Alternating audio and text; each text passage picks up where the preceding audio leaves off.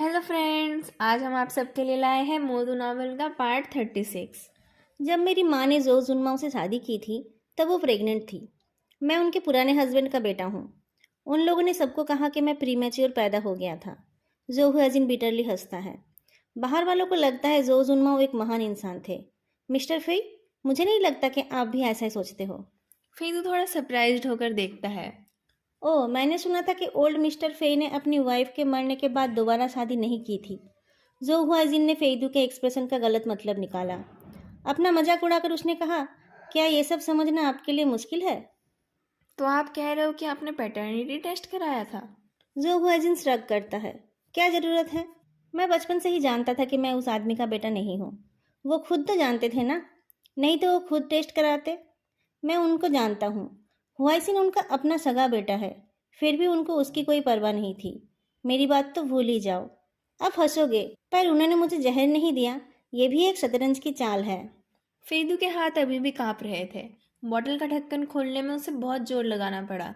फिर भी उसने जो हुआजिन की तरफ ऐसे देखा जैसे कुछ हुआ ही ना हो। आईडी की डेट ऑफ बर्थ से पता चलता है कि वो 38 साल का है। क्या उसे नहीं पता कि 38-39 साल पहले पैटर्निटी टेस्टिंग इतनी ज़्यादा अवेलेबल नहीं थी? आप ये कह रहे हो कि जो जुनमाओ ने कुछ गलत रास्ता अपनाया था? नहीं तो मेरे बायोलॉजिकल फादर की मौत कैसे हुई? क्या वो वाकई हार्ट अटैक था? जेंग काइफेंग एक मवाली था। वो भी तो उन्हीं के दोस्त थे। आपको ये सब कैसे पता? मरने से पहले मेरी मम्मी ने मुझे बताया था। मेरे बायोलॉजिकल फादर के कंट्रोल करने की आदत से और साथ में और भी कुछ अजीब आदतों से वो परेशान थी। पर वो डिवोर्स नहीं चाहती थी। उन्होंने जो जुनमाओ को सीड्यूस करके उसके साथ अफेयर शुरू किया। फिर जो जुनमाओ और जेंग काइफिंग के साथ मिलकर उन्होंने ये सब किया। पर ऐसे कपल कैसे खुश रह सकते हैं? कुछ दिनों में ही उन्हें पता चल गया कि उनका ये हस्बैंड पिछले वाले से भी घटिया था। फिर मैं पैदा हो गया। पर जो जुनमाओ को लगता था कि मेरी मम्मी के पास उस मर्डर का कोई सबूत है। इस वजह से और कंपनी के शेयर्स उनके नाम से होने की वजह से वो मुझे बर्दाश्त करते रहे। उनको लगता था? एक प्राइवेट बैंक में मेरी मम्मी का एक सेफ डिपॉजिट बॉक्स था। उनके और उनके वारिस को छोड़कर कोई भी उसे नहीं खोल सकता था। मैंने जब उसे खोला तब मैंने देखा कि उसमें सिर्फ एक एक्सपायर्ड इमरजेंसी हार्ट मेडिसिन की स्ट्रिप थी। आपका कहना है कि आप जोजुन माओ के बेटे नहीं हो। ये बात किसको पता है? जो दालोंग क्या किसी को पता होने देता कि वो किसी और के बेटे को पाल रहा है? जेंग काइफिन के सिवा कोई नहीं जानता होगा। पर हुआइसिन, जो हुआइसिन ऑपरेशन थिएटर की तरफ देखकर रुक जाता है। फिर तकलीफ के साथ बोलता है, बचपन से ही वो दूसरे बच्चों से ज़्यादा सेंसिटिव था। मुझे लगता है उसने गैस किया है, बस उसने कभी कुछ बोला नहीं। मैंने उसे बड़ा होते हुए देखा है। मेरी माँ उस मर्डर की वजह से अंदर से तड़पती रहती थी। जब वो पैदा हुआ तब उनकी उम्र भी हो रही थी। पोस्टपार्टम डिप्रेशन की वजह से उनकी हालत ठीक नहीं थी। हुआइसिन को मैं ही देखता था। उस घर में उसके सिवा मेरा कोई नहीं था और उसका भी मेरे सिवा कोई नहीं था। दो भाई अजीब परिस्थिति में बड़े हुए थे। एक दूसरे से नफरत करने के लिए उनके पास बहुत सारे वजह थे, पर जिंदा रहने के लिए वो एक दूसरे पर डिपेंड करने लगे। जो हुआइजिन अपने दोनों हाथों को एक साथ मुट्ठी बनाकर अपने फोरहेड पर रखता है। अगर ये कर्मा है तो उसके लिए उसे क्यों भुगतना पड़ रहा है? फेदू को पता था, सोशल एटिक्वेट के अनुसार उसे जो हुआजिन का कंधा थपथपाना चाहिए, पर वो एक कोल्ड ब्लडेड एनिमल जैसा था। ऐसा करने का उसका कोई इरादा नहीं था।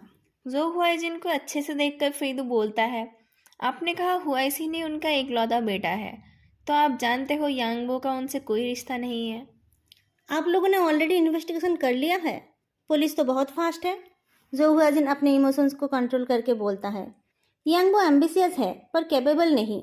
जेन काइफन के आगे पीछे घूमकर उसने ऊपर ऊपर से कुछ ज्ञान प्राप्त कर लिया है। उसके जैसा अनक्वालिफाइड आदमी अगर इतनी जल्दी इतनी ऊंची पोजीशन पर चला जाएगा तो लोग तो बातें बनाएंगे ही। पर जब जो जुनमाओ और जेंग काइफन ने उन बातों को क्लैरिफाई नहीं किया, तब उस जोकर को लगा कि शायद वो एक अनएक्नॉलेज्ड प्रिंस है। उसने एक पैटर्निटी टेस्ट ऑर्गेनाइजेशन में अपना और जो जुनमाओ का डीएनए मैच कराने के लिए दिया। आपको इस बात की खबर मिल गई थी? उस इलीगल वर्कशॉप के इंचार्ज के साथ मैं बास्केटबॉल खेला करता था। वो एक स्कैमर है। उसे बहुत लोगों का सीक्रेट पता है, जिन्हें वो ठीक दाम मिलने पर बेच देता है। उसने आपको बताया? उसने ये फ्री में बताया, पर मैंने उसे यांगबो के सैंपल के साथ हुआइसिन का सैंपल बदलने के पैसे दिए थे। तो वो आप थे, फेदू ने धीरे से कहा। He shall spurn fate, scorn death, and bear his hopes above wisdom, grace, and fear. जो हुआजिन ने आंखें बंद कर ली और फिर वो धीमी आवाज में इसकी अगली लाइन बोलने लगा, and you all know security is mortals' chiefest enemy. फेदू उपहास करके बोलता है, गॉड इज हेक्टेड, आपने तो बहुत बड़ा मायाजाल फैला दिया ताकि यांगबो को अनलिमिटेड होप मिले, पर किस लिए? यांगबो जेंग काइफेंग का आदमी है। मुझे नहीं पता है कि जेंग काइफेंग उसे क्यों इतना वैल्यू देता है। उसके प्रमोशन के लिए उसने ही सबके खिलाफ बोला था। जो जिन्मो का उतना मन नहीं था, पर उसने भी बाद में मान लिया। मुझे तो मेरे ओपोनेंट्स को तोड़ना ही था, चाहे जैसे भी हो। मैं यांगबो को यूज़ करके जो जुनमाओ और जेंग काइफेंग के बीच प्रॉब्लम क्रिएट करना चाहता था।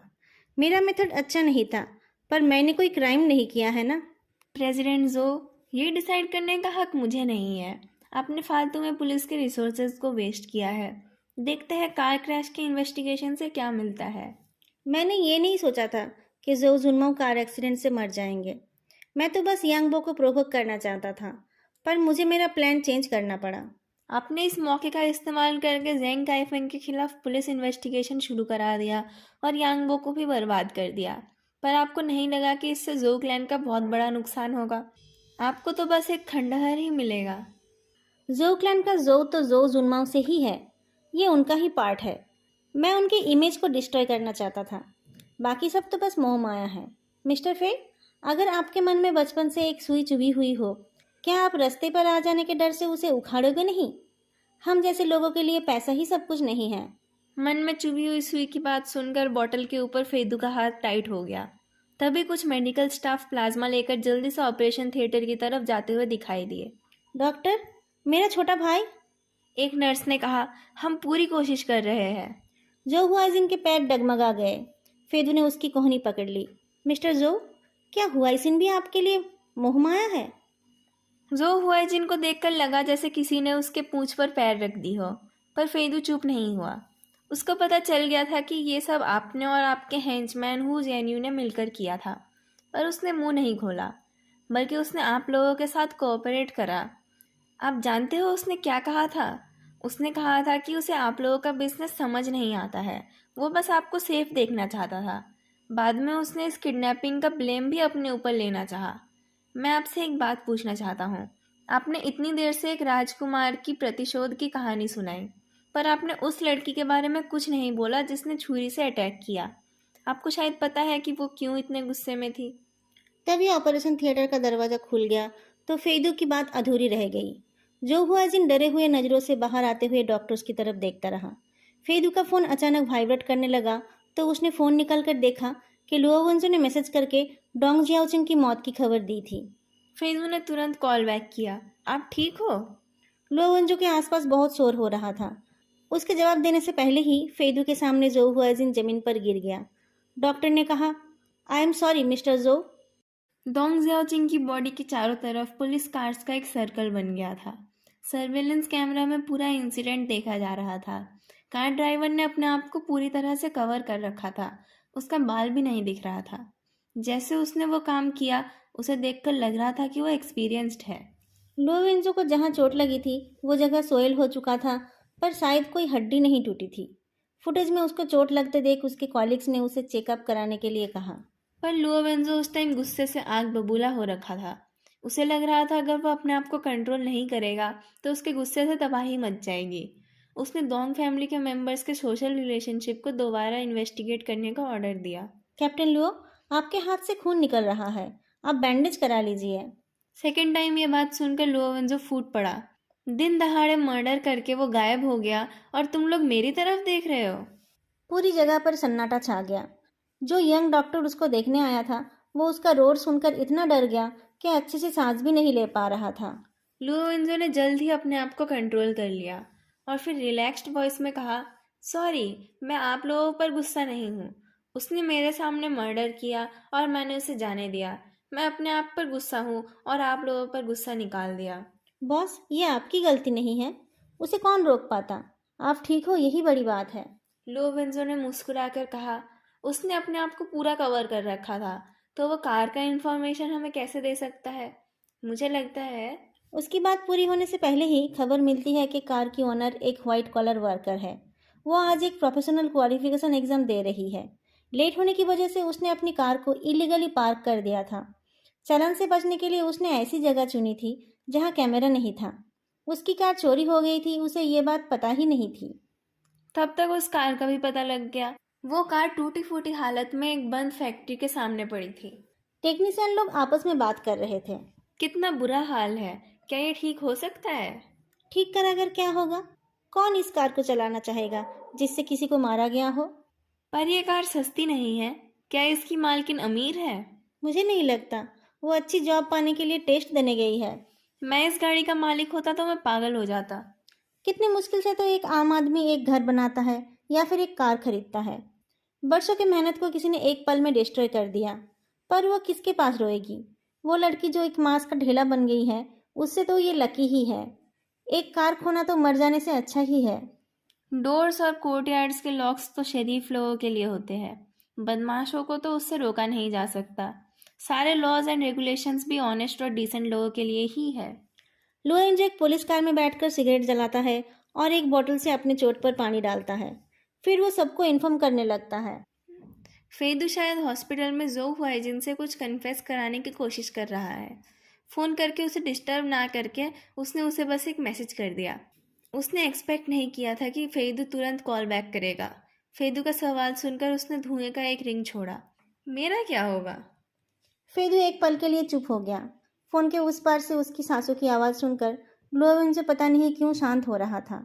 पर अगले ही पल उसे लगा वहाँ कुछ हलचल हो रही है। कोई चिल्ला उठा और बहुत सारे लोगों की आवाज़ आने लगी। फेदू ने देखा जो हुआइजिन फ्लोर पर नीलिंग पोजीशन पर है। हॉस्पिटल के स्टाफ उसे कंसोल कर रहे हैं। उसने लुओ वेंजो से कहा, लगता है जो हुआइसिन चला गया। फेदू को कुछ अजीब सा फील हुआ। पत्थरों के ऊपर से गाड़ी चलाते टाइम जैसा महसूस होता है, उसको वैसा लग रहा था। वो बिना पल के झपकाए ऑपरेशन थिएटर की तरफ देख रहा था। पर उसी टाइम वो स्टेडी वॉइस में लुओ वेंजो से बात कर रहा था। आपकी काबिलियत के हिसाब से डोंग जियाचिन को पकड़ना आपके लिए मुश्किल नहीं था। आपने बहुत सारे होस्टेज को भी बचाया है, तो उसे काम डाउन करना भी आपके लिए मुश्किल नहीं था। अगर वो खुद को मारना ही चाहती थी तो वो भागती ही नहीं। तो वो मर कैसे गई? क्या हो गया था? फेदू की स्टेडी वॉइस वार्म वाटर की तरह थी। लुओ वेंजो के रेस्टलेस इमोशंस उसकी बातों से धुलकर साफ हो गए। सिगरेट बुझाकर उसने अपने सर को पकड़ लिया। उसका बहुत मन हो रहा था फेदू से मिलने का। ये एक लंबी कहानी है। मेरे कॉलिग्स हॉस्पिटल पहुंच गए हैं। क्या जोहुआजिन ने कॉन्फेस किया? उसने कन्फेस किया कि किडनैपिंग उसी ने प्लान किया था। फाइन। उन लोगों से कहो उसे सिटी बुरो ले जाए और तुम वहीं मेरा इंतजार करना। फेदू ने लुओ वेंजो के लास्ट सेंटेंस की सॉफ्टनेस को नोटिस नहीं किया। फोन कट करके वो जो हुआइजिन के पास चला गया। जोहुआजिन एक्सप्रेशनलेसली बैठा था। अचानक वो दौड़कर गया और सफ़ेद कपड़ा हटाकर अपने भाई का चेहरा देखने लगा। जो हुआइसिन का चेहरा फीका पड़ गया था। उसे देखकर फेदू को उसकी बनाई गई एक पेंटिंग की याद आ गई। जो हुआइसिन बहुत अच्छा पेंटर नहीं था। लोग उसकी पेंटिंग्स बस उसे खुश करने के लिए ही खरीदते थे। सब लोग जोहुआजिन को हटाने की कोशिश कर रहे थे। फेदू ने आवाज़ लगाई तो उसने अपने आप को संभालने की कोशिश की। पुलिस भी उसे लेने के लिए आ गए थे। फेदू ने उनको रोकने के लिए इशारा किया और जो हुआइजिन को उनके साथ जाने के लिए कहा। उसने कहा कि वो उसके छोटे भाई का ध्यान रखेगा। वो जाने के लिए तैयार हो गया तो फेदू ने फिर से वार किया। उसने अपनी जान देकर आपको बचाया क्योंकि वो चाहता था कि आप अच्छे से जियो। प्रेसिडेंट जो, अपना ध्यान रखना। और हाँ, एक और ज़रूरी बात थी। जब हमने यांगबो का डीएनए टेस्ट कराया था तब हमने आपका और हुआइसिन का भी सैंपल लिया था। आपका फैमिली रिलेशनशिप कॉम्प्लिकेटेड हो सकता है पर डीएनए सिंपल और क्लियर है। जो हुआइजिन पीछे मुड़ता है। फेदू के होठों के कोने में हंसी थी। बहुत अजीब बात है, पर आप जो जुन्माओ के ही बेटे हो। जो हुआइजिन बहुत देर तक देखता रहा, जैसे उसे कुछ समझ नहीं आ रहा हो। जैसे ही उसे समझ आया वो फेदू के ऊपर कूद पड़ा। उसका कॉलर पकड़कर उसने कहा, क्या कहा? फिर से कहो। जब किसी का इनर वर्ल्ड टूट कर गिरता है तब उसकी आंखों में वो दिखता है। उस नज़ारे को हम किसी नेचुरल डिजास्टर के साथ कंपेयर कर सकते हैं। वो नज़ारा देखकर फेदू को अजीब एक सुकून मिल रही थी, जैसा एक सैडिस्ट या फिर एक सीरियल किलर महसूस करता हो। पुलिस वाले जो हुआइजिन को ले गए और फेदू जो हुआइसिन के लिए ज़रूरी अरेंजमेंट करने लगा। जब लुओवेंजो आया तब वो हॉस्पिटल के गेट पर था। लोवेंजो को लगा था खून देखकर फेदू का बुरा हाल होगा, पर फेदू डिहाइड्रेटेड नहीं दिख रहा था। बल्कि उसकी यूजुअली पेल चेहरे पर एक रेयर रोजीनेस थी। दोनों ने इन्फॉर्मेशन एक्सचेंज करा। लुओ वेंजो ने ये नहीं बताया कि दोंग जियाओचिंग ने क्या कहा था, और फेदू ने भी ये नहीं बताया कि उसने कैसे जो हुआजिन पर मेंटल प्रेशर बनाया था। तो तुम्हारा ब्लड देखकर डरना भी बस एक ड्रामा था? फेदू ने हंसकर कहा, शिजियोंग, आज आपका मेरे साथ बाहर जाने का मूड नहीं होगा। क्या आप मुझे घर छोड़ सकते हो? मेरा विला, आप वहाँ पहले गए हो। फेदू का काम शहर में ही होता है। उसका मिड साइज अपार्टमेंट भी उसके कंपनी के पास है। पर फेदू उस घर की बात कर रहा था जहां उसकी माँ की डेथ हुई थी। वहां क्यों जाना है तुम्हें? कुछ काम है। लोवेंसो को लगा कुछ तो गड़बड़ है। दोंग जियाओचिंग की मौत की खबर सुनकर फेदू ने तुरंत कॉल करके उसके बारे में पूछा था, पर अब उसकी घायल हालत को देखकर भी वो अनदेखा कर रहा है। ऐसे तो वो बोलता रहता है, पर आज वो पैसेंजर सीट पर आंखें बंद करके बैठा है। उसका विला बहुत दूर नहीं था। 20 मिनट में वो लोग वहां पहुंच गए। गेट के सामने कार रोककर लोवेंजो ने कहा, आ गया तुम्हारा घर। फेदू ने आंखें खोली। उसकी नज़र इतनी ठंडी थी कि लगा कि जैसे उसकी आंखें किसी इनऑर्गेनिक मटेरियल से बने हों। वो चुपचाप गेट खोलकर जाने लगा। लोवेंजो ने उसकी कलाई पकड़ ली। हुआ क्या है तुम्हें? फेदू ने कोशिश की पर अपने आप को छुड़ा नहीं पाया। थक कर उसने कहा, जाने दो मुझे।